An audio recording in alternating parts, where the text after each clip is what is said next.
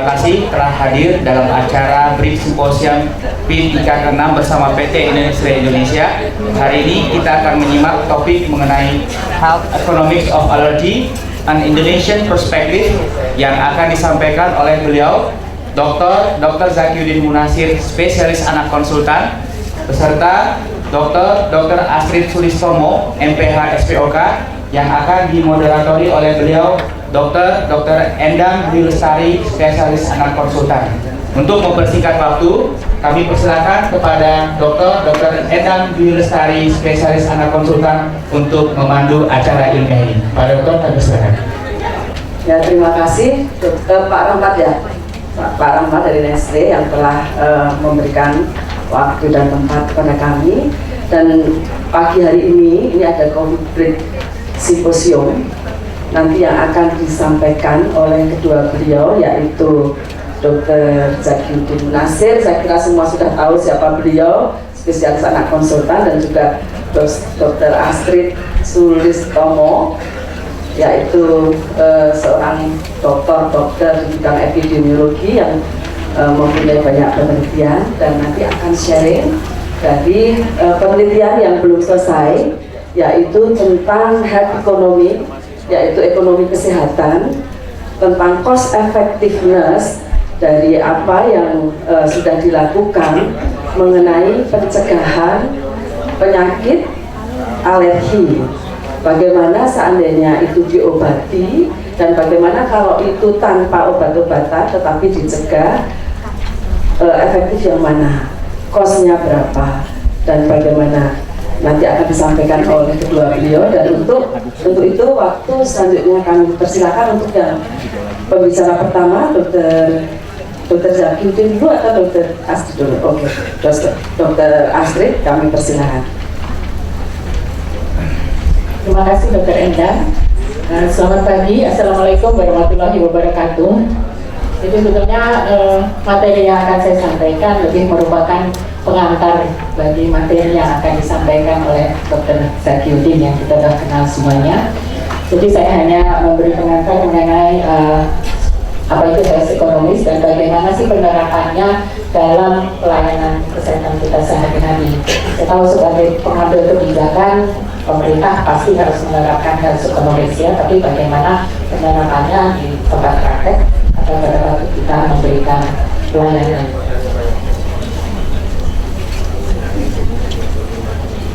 Ya, mungkin bisa dibaca sendiri. Lanjut saja. Jadi mungkin saya jelaskan sedikit mengenai apa itu health economics.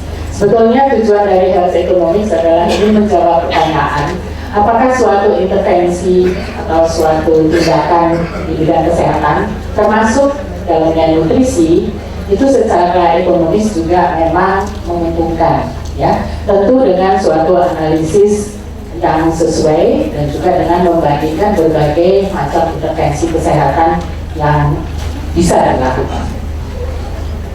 Jadi secara ilmu adalah suatu ilmu yang melihat pada dampak ekonomis dari suatu intervensi kesehatan, baik itu dari segi kesehatan masyarakat maupun dari segi sistem kesehatan dan juga pada suatu komunitas tertentu. Sehingga dengan menerapkan health economy ini kita bisa memprediksi ya, apakah suatu intervensi itu dampak ekonomisnya memang ada atau memang malah menambah beban biaya kesehatan. Nah, bagaimana di dalam bidang kesehatan anak ya?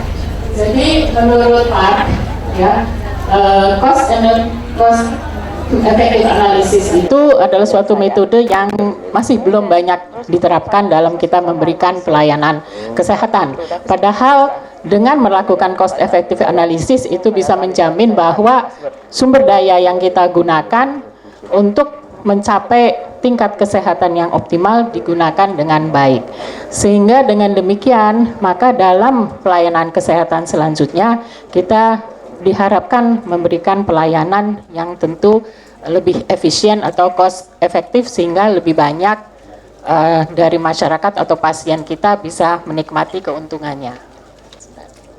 Oke, kita tahu semua, mungkin saya tidak perlu banyak membahas ya bahwa biaya kesehatan dari tahun ke tahun itu selalu meningkat, dan kita tahu mungkin dari slide sebelumnya itu adalah bahwa Amerika sebagai salah satu contoh merupakan negara yang biaya kesehatannya paling tinggi. Tapi kalau kita lihat bukan berarti tingkat kesehatannya juga paling tinggi, ya. Justru banyak sekali masalah kesehatan ada di sana, meskipun biaya kesehatan yang dikeluarkan oleh Amerika itu sangat tinggi atau paling tinggi di dunia saat ini, ya. 3 negara yang tertinggi itu adalah Jerman dan Inggris, ya. Tetapi tingkat kesehatan mereka tidak yang terbaik di dunia, ya. Karena itu perlu ada. Oke, jadi ini untuk Indonesia juga demikian, makin tahun makin banyak peningkatannya. Sehingga kalau kita lihat di sini sebetulnya diharapkan kalau biaya yang dikeluarkan, kita melihat biaya di sini. Ya, kita lihat di sini dengan biaya makin tinggi, tingkat kesehatan itu tidak semakin tinggi, tapi kita lihat stagnan seperti ini. Ya, seharusnya yang kita harapkan adalah dengan pengeluaran biaya kesehatan yang makin tinggi, tentu tingkat kesehatan juga akan makin meningkat.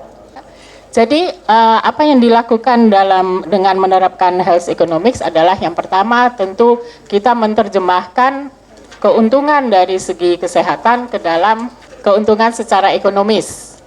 Bisa kembali, tadi belum selesai. Ya.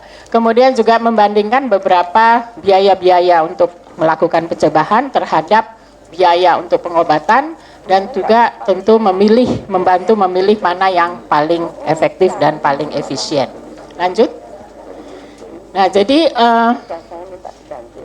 kemudian kita lihat bahwa ada berbagai penelitian mengenai apakah memang tindakan pencegahan itu bisa menghemat. Dan saya rasa itu sudah banyak dilakukan oleh di berbagai bidang ilmu. Lanjut.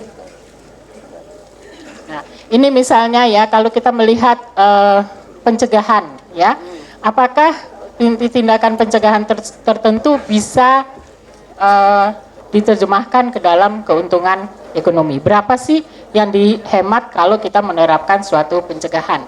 Kalau dilihat di sini, misalnya vaksinasi untuk hemofilos influenza tipe B, di sini baru dibilang ya itu menghemat biaya, tapi belum dihitung, ya. Sedangkan ini yang misalnya yang sudah dihitung, misalnya dengan melakukan screening pada neonatus, ya, mengenai defisiensi dari asil koenzim A itu ternyata bisa menghemat $160 per quality adjusted life years. Jadi yang dimaksud dengan quali itu adalah berapa tahun dalam 1 tahun yang dimana kita masih bisa hidup dengan berkualitas, itu berapa biaya yang dibutuhkan, ya. Seandainya misalnya contohnya di Jepang, ya, sekarang kan termasuk negara yang life expectancy-nya paling tinggi, ya, 80 tahun ke atas. Tapi setelah dilihat dari 80 tahun itu berapa tahun di mana dia masih hidupnya berkualitas, berarti tidak perlu bantuan orang lain, tidak cacat dan sebagainya, itu ternyata tidak 80 tetapi hanya 70 sekian, berarti ada 7 tahun di mana dia hidup dalam keadaan disability. Nah, itu dianggap ya bukan percuma, ya, tetapi kurang efektif kita memperpanjang hidup seseorang tapi tidak memperpanjang kualitas hidupnya. Nah, karena itu sekarang perhitungan-perhitungan mengenai cost effectiveness itu adalah dia bisa mampu memberikan berapa tahun hidup yang lebih berkualitas, ya. Nah, hidup berkualitas ini indikatornya banyak, ya, karena di Indonesia yang disebut hidup berkualitas belum tentu sama dengan di Amerika, ya. Karena itu WHO lebih banyak menggunakan DALY, Disability Adjusted Life Years, ya. Jadi jumlah tahun dalam kehidupan yang tidak ada disability. Kalau tidak ada disability kan antara negara kurang lebih sama. Jadi kita bisa lihat sini ada tindakan-tindakan preventif yang bisa menghemat sangat banyak, seperti ini. Pencegahan penggunaan atau merokok, ya, pada anak-anak SMP itu ternyata bisa menghemat $23.000 per tahun dengan kualitas hidup yang baik, ya. Sedangkan untuk pengobatan bisa juga dihitung, ya. Misalnya pemberian antiretroviral terapi pada pasien dengan HIV, maka itu biayanya adalah $29.000 per setahun hidup dengan berkualitas, jadi bukan dengan penyakit. Ya, bisa lanjut. Nah, ini semua health economic itu bisa dilihat dari 3 perspektif, ya. Tetapi tahapan yang kita harus lakukan adalah 3 tahap ini. Yang pertama adalah menentukan burden of disease. Kita misalnya bisa lihat dari aspek negara, ya. Contohnya mungkin imunisasi, ya. Kita tahu dulu bahwa hepatitis B belum masuk dalam program nasional, ya. Tetapi setelah dilakukan perhitungan dengan health economics, ternyata lebih hemat kalau memberikan imunisasi hepatitis B pada seluruh bayi di Indonesia daripada tidak memberikan. Antara lain karena burden of disease, ya. Di Indonesia hepatitis B itu prevalensinya sangat tinggi. Nah, akibat dari hepatitis B itu apa? Bisa nanti akhirnya jadi serosis hepatis, bisa menjadi hepatoma, dan itu nanti akan membawa beban, ya, beban bagi masyarakat, beban ini, dan memperpendek umur. Nah, kemudian dilakukan cost effective analysis, ya, berapa tahun atau umur bisa dicapai dengan vaksinasi, bisa dicegah nggak hepatitis B itu dengan vaksinasi. Nah, setelah itu baru budget impact analysis, dihitung negara harus mengeluarkan berapa untuk melakukan program imunisasi itu secara nasional, ya. Dihitung termasuk biaya melatih dokter, biaya melatih bidan untuk mungkin memberikan imunisasi tersebut, termasuk biaya untuk sosialisasi. Nah, itu semua dihitung. Nah, kalau ternyata masih lebih menguntungkan, maka itu layak masuk dalam program nasional. Jadi itu mungkin yang dilakukan dari aspek negara. Nah, kalau dari aspek komunitas tertentu, ya, saya dari bidang kedokteran okupasi. Misalnya suatu perusahaan mau menerapkan vaksinasi influenza pada pekerjanya, tentu dia akan hitung berapa sih dalam setahun pekerja saya tidak masuk karena influenza. Apakah memang merupakan penyakit yang perlu diperhitungkan atau tidak? Nah, kemudian dengan memberikan vaksinasi saya harus mengeluarkan biaya berapa? Akhirnya kita hitung lagi untungnya, apakah memang semuanya tadi yang tidak masuk itu kita bisa kembalikan. Jadi dengan 3 langkah ini akan kita bisa hitung apakah itu secara ekonomis menguntungkan atau tidak. Nah, secara pribadi mungkin beda lagi. Seperti imunisasi rubella belum masuk dalam program, tapi Anda kan bisa menjelaskan pada keluarga tersebut bahwa apa dampak dari kalau anaknya sakit rubella ini, meskipun secara nasional itu belum menjadi beban penyakit, tapi bisa aja risikonya ada. Nah, tentu apalagi kalau sering keluar negeri misalnya, sehingga keluarga itu bisa menghitung, kalau daripada anak saya sakit ini mendingan saya mengeluarkan uang untuk vaksinasi, ya. Jadi ini kira-kira secara simpel adalah penerapan dari 3 langkah tersebut. Lanjut. Nah, ini tentu tahun depan kita akan menghadapi atau mengimplementasi SJSN, tentu dengan adanya jaminan sosial untuk seluruh rakyat Indonesia, tentu health economic merupakan salah satu instrumen yang paling diperhitungkan untuk penerapannya, ya. Antara lain dalam penentuan standar prosedur minimal, standar pelayanan minimal, dalam perhitungan kapitasi, ya. Kemudian juga dalam mungkin reimbursement, nanti kalau Anda sebagai spesialis mendapat rujukan, berapa sih yang layak untuk diberi reimbursement. Lanjut. Jadi dalam Anda sebagai pelayanan kesehatan tentu akan memilih, ya. Kalau saya memberi resep ini, mana yang lebih efektif tapi juga dari segi ekonomi terjangkau oleh pasien, ya. Percuma aja Anda memberikan resep yang paling bagus obatnya tapi pasiennya tidak bisa beli. Jadi Anda selalu harus menyeimbangkan antara kemampuan pasien dengan efektivitas. Kemudian juga dalam menentukan prosedur standar, ya. Anda juga tadi mungkin sudah banyak dibahas mengenai standar prosedur. Tentu akan beda standar prosedur di tingkat pelayanan yang berbeda dan juga yang mana yang paling baik, ya. Kemudian juga biaya dengan risiko, ya. Misalnya masih banyak yang berpendapat misalnya mengenai vaksinasi untuk kanker serviks, saya nggak berisiko kalau terkena, buat apa saya ini? Jadi orang selalu memperhitungkan biaya yang harus dikeluarkan dengan saya berisiko atau tidak. Ya, kalau saya menganggap saya bukan orang yang berisiko, mungkin tidak akan mau mengeluarkan biaya tersebut, ya. Kemudian juga dalam memilih intervensi-intervensi medis yang Anda bisa lakukan, Anda tentu juga milih dari antara yang mana efektif, mana juga yang efisien. Lanjut. Nah, ini mungkin sedikit memperkenalkan studi yang baru dimulai, yang nanti akan lebih banyak dijelaskan oleh Dr. Zakiuddin mengenai aspek health economic dalam pencegahan alergi di Indonesia. Nah, penelitian ini sudah dilakukan di berbagai negara dan ini akan dilakukan atau baru mulai di Indonesia. Lanjut. Yang akan bekerja sama dengan National Nutrition Institute dan itu akan membahas khusus mengenai atopic dermatitis. Selanjutnya.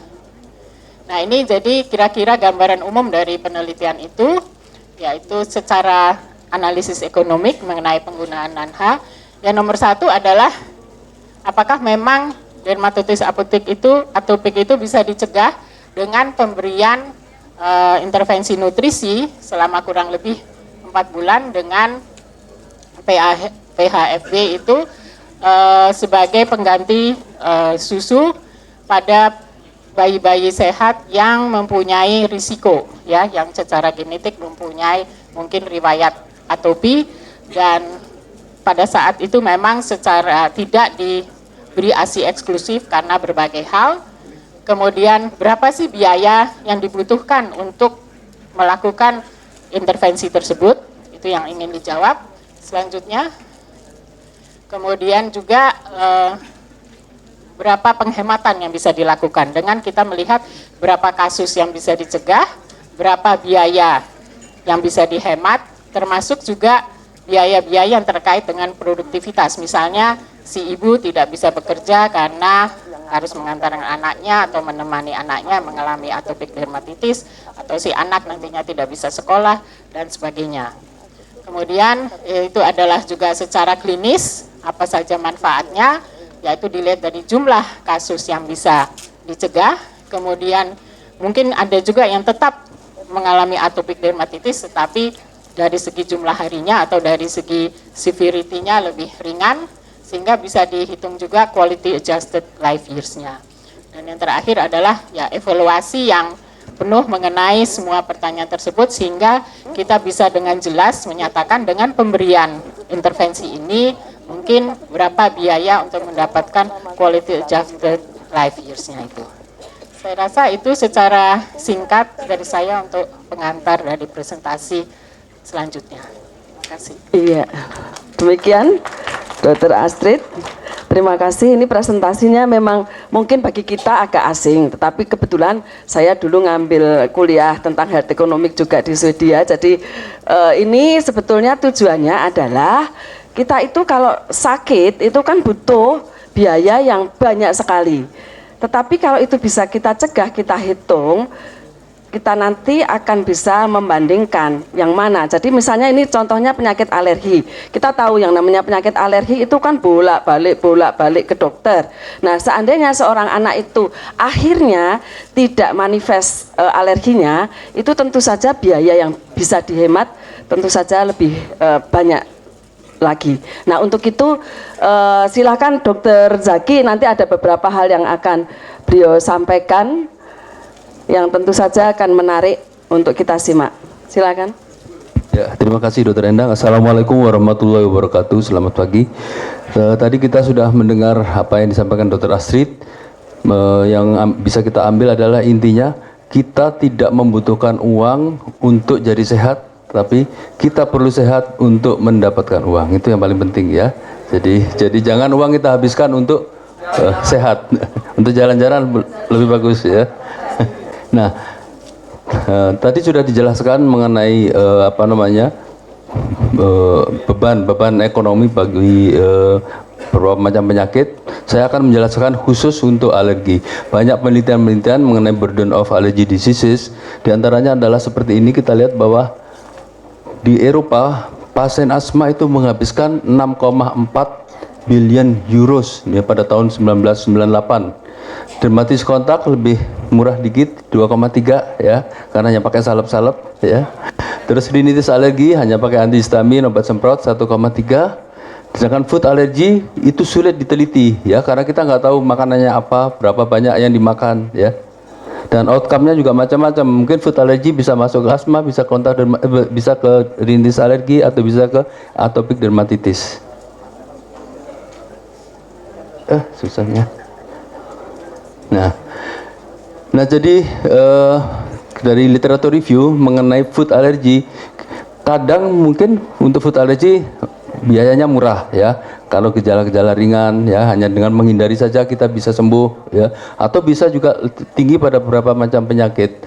Tapi kita kadang-kadang lupa menghitung bahwa kita hanya menghitung dari uang, kita tidak pernah menghitung materi. Misalnya kalau sakit nggak bisa kerja, berapa banyak yang nggak bisa praktek, berapa banyak yang harusnya uang masuk nggak jadi masuk karena kita asmanya kumat misalnya ya. Terus kemudian anak sekolah ketinggalan pelajarannya ya, dan juga beban bagi keluarganya juga, itu kadang-kadang tidak masuk hitungan ya, kita hanya menghitung dari segi uang ya. Jadi untuk food allergy memang sulit tadi saya katakan untuk menilai kualitas hidupnya, karena outcome-nya adalah macam-macam dari food allergy. Nah, jadi kita lihat ini bahwa beban itu tidak hanya kita lihat dari obat yang dikeluarkan, pemeriksaannya, jasa konsultasinya, uang bajainya, uang taksinya, itu juga mestinya harus dihitung ya kalau pada orang yang menderita sakit ya. Nah, ini contoh yang non alergik. Non alergik umumnya lebih murah dibanding yang alergik ya. Asma yang non alergik. Jadi asma kita bagi yang alergi dan non alergi. Untungnya di anak hanya, bukan untung ya, alergi semua sebagian besar ya. Ini perhitungan non alergi pada orang dewasa ya, diperkirakan pada tahun 2007 menghabiskan 349,3 miliar dolar ya. Nah, ini ada penelitian ya di emergency room ya. Jadi kita hanya selain kita melihat dari segi uang yang dikeluarkan, juga risiko bahayanya atau risiko fatalnya pada orang yang menderita alergi. Misalnya di sini di 50 emergency room terdapat 100.000 populasi per year yang disebabkan anafilaksis ya. Jadi ini suatu reaksi alergi yang fatal ya, dan kelihatannya meningkat ya dari tahun 1990 ke tahun 2000 ya. Ini studi di UK dan di Australia. Dan sepertiga dari kasus anafilaksis ini disebabkan oleh reaksi alergi terhadap makanan ya. Mungkin kita kadang-kadang nggak ngeh, kita nyalain yang lain, padahal itu karena alergi makanan. Contohnya misalnya di Amerika, kacang tanah itu sering menyebabkan alergi atau anafilaksis yang fatal ya. Orang hampir tidak percaya makan kacang bisa meninggal. Kalau kita menyalahkan karena keselak ya kalau di anak, tapi kalau di luar negeri itu bisa karena reaksi anafilaksis, shock anafilaksis terhadap kacang ya. Jadi ingat, kacang itu sangat berbahaya buat orang yang sensitif. Kok ketawa, kenapa? Nah, coba bayangin kalau wajah seperti ini, kita jangan sepelekan. Kalau seseorang menderita urtikaria disertai angoidem, itu risiko untuk anafilaksis, risiko terjadi udem di laring. Jadi perlakukan pada seseorang yang menderita urtikaria yang generalisata, apalagi disertai angoidem, seperti memperlakukan seorang penderita anafilaksis ya. Nah, coba bayangin muka cantik seperti ini kalau jadi seperti ini ya. Ini juga merupakan suatu kerugian kan ya. Tadinya dia mau syuting jadi nggak jadi gara-gara wajahnya jadi berubah seperti ini ya. Nah, jadi dalam tata laksana penyakit alergi, maka usahakan jangan langsung menggunakan obat, apalagi imunoterapi. Semua pasien di imunoterapi itu tentu akan meningkatkan biaya kesehatan ya. Pertama, nomor satu adalah cari pencetusnya, hindari ya. Jadi menghindari pencetus lebih bagus. Yang kedua apa? Yang kedua, hindari juga. Yang ketiga, kalau udah 3 kali baru kita pakai obat-obatan ya. Jadi nomor satu itu, kalau nggak bisa harus memberikan obat-obatan. Tapi pada keadaan akut jangan diberlakukan seperti ini. Anaknya sudah anafilaksis, sudah bengkak, suruh menghindari aja, nggak usah kasih obat. itu bahaya. Ini untuk yang kronis yang berulang ya. Jadi kalau tidak bisa obat-obatan maka kita kasih pencegahan, obat jangka panjang. Kalau tetap gagal maka kita usahakan melakukan imunoterapi ya. Jadi tahap ketiga imunoterapi ya. Nah, dalam kita melakukan manajemen atau tata laksana terhadap pasien alergi, kita perhatikan cost ya. Nomor 1 tadi, ini 3 kali ya, penghindaran alergen, obat-obatan. Dalam memberikan obat-obatan, perhatikan safety-nya ya. Jadi, obat itu hebat, tapi efek sampingnya hebat, jangan digunakan ya. Obat itu aman, tapi nggak ada efek apa-apa, sama aja dengan minum air ya. Yang ketiga, obat itu bagus, tapi aman, itu yang kita pilih ya. Ini jadi antara safety sama effectiveness harus seimbang. Kemudian easy administration, cara pemakaiannya usahakan segampang mungkin. Jangan ngasih resep minum antihistamin 5 kali sehari, 6 kali sehari. Cari yang lebih praktis, apalagi kalau pemakaian jangka panjang ya. Cari yang mudah dicari, jangan nyari ngasih resep obatnya nyarinya ke Siberia misalnya ya. Jadi obat itu harus mudah didapat ya. Jadi baik pemakaian, kemudian didapatnya harus jangan kita membebani pasien. Dia sudah dibebani dengan biaya uang, kita bebani lagi dengan PR macam-macam untuk mencari obat aja udah susah ya. Kemudian edukasi ini penting ya. Edukasi selain untuk penghindaran, kita harus ajarkan bagaimana cara hidup yang baik. Itu salah satu kunci pada penyakit alergi ya. Cukup istirahat ya, menghindari stimulus-stimulus yang ya. Jadi prevalensi alergi kita lihat cukup besar ya di seluruh dunia. Asma 7 sampai 10, dermatitis atopik 15 sampai 20, rinitis alergi 15 sampai 20% ya. Jadi makin lama makin meningkat. Ya. Jadi oleh karena itu kita perlu untuk menghitung biaya baik itu untuk pencegahan maupun untuk pengobatan. Prinsipnya kita tetap sama dari dulu. Pencegahan adalah lebih baik daripada pengobatan biayanya ya. Nah, ini yang makanya kita ikut berpartisipasi melakukan penelitian di Indonesia. Penelitian ini adalah bagian dari penelitian regional ya, termasuk Malaysia, Singapura, Thailand, Filipina ya. Nah, ini salah satu contoh pencegahan ya pada siang hari ini, yaitu kita lihat pada usia dini adalah kasus dermatitis atopik yang nanti siang akan saya sampaikan juga ya mengenai pengobatannya, betapa mahalnya ya. Nanti ada lansing museum yang dermatitis atopik. Yang kita tahu adalah sebagian besar juga disebabkan oleh alergi susu sapi. Oleh karena itu, pada anak-anak yang mempunyai risiko alergi terhadap dari riwayat keluarganya, maka kita harus menghindari pencetus tadi. Kita misalnya anak yang tidak, nomor 1 tentunya ASI ya. Kalau tidak bisa ASI, maka kita berikan formula yang mempunyai efek supaya dia nanti toleransi terhadap susu sapi bila mengkonsumsi susu sapi yang biasa, yang normal. Jadi kita berikan dengan susu sapi yang dihidrolisis parsial dengan memperkenalkan molekul-molekul sedikit demi sedikit, nantinya akan tumbuh toleransi ya. Jadi penggunaan partial hydrolysis formula itu sudah banyak penelitian dan manfaatnya ya, terutama pada yang punya risiko alergi tinggi. Ini tidak usah diragukan lagi ya. Jadi ini adalah segala-galanya, baik kontesnya maupun pembungkusnya juga bagus ya. Nah, ini di mana-mana terjadi peningkatan alergi. Nah, ini adalah bukti pencegahannya ya, dikatakan dapat mengurangi sekitar 55% terhadap kasus dermatitis atopik yang disebabkan oleh alergi susu sapi. Nah, ini kita lihat juga penelitian di Eropa ya, kita lihat bahwa manfaat penghematan yang didapat dengan menggunakan partial hydrolysis ya. Nah, ini juga di penelitian di Thailand ya, kita lihat berapa banyak yang dihemat, juga di Australia. Tinggal dikit lagi, tapi ininya lelet ya. Nah, ini pada anak di Indonesia, ini yang akan kita lakukan penelitian, yang sedang dilakukan penelitian dan belum selesai terhadap kejadian dermatitis atopik.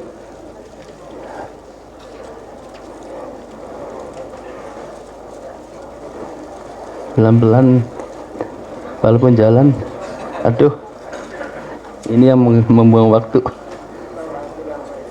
Nah, ini kita tadi sudah jelaskan tujuannya sampai terasri.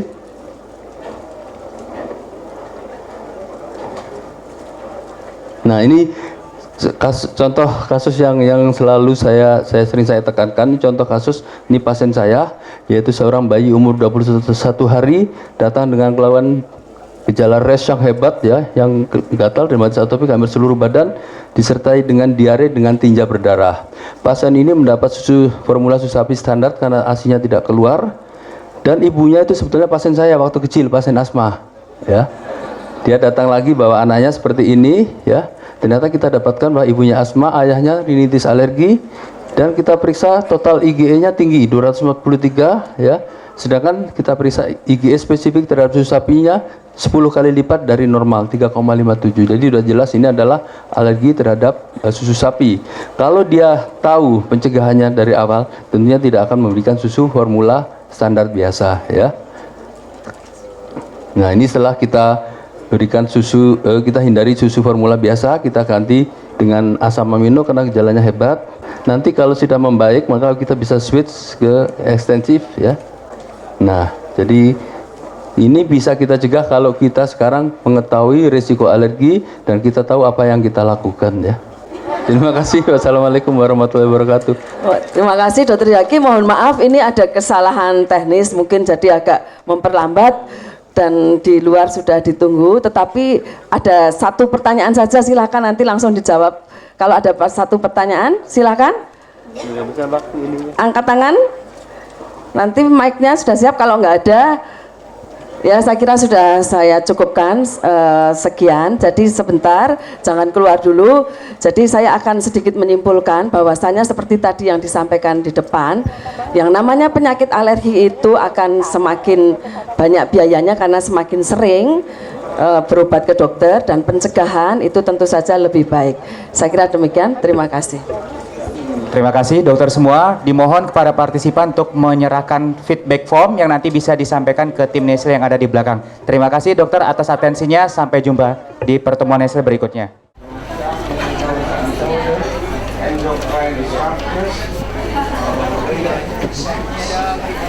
Terima kasih.